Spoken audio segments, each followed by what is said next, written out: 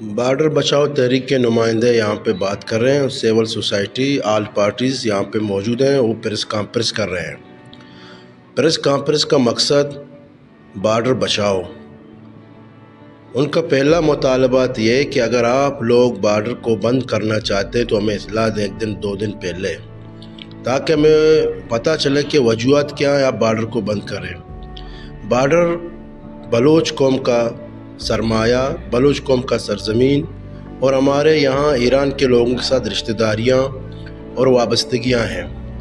ہماری معیشت کا دار و مدار ایرانی بارڈر سے منسلک ہے، اور پنجگور کے لوگ، بلوچستان کے لوگ یہیں بارڈر سے اپنا معیشت کی ضروریات کو پورا کرتے ہیں.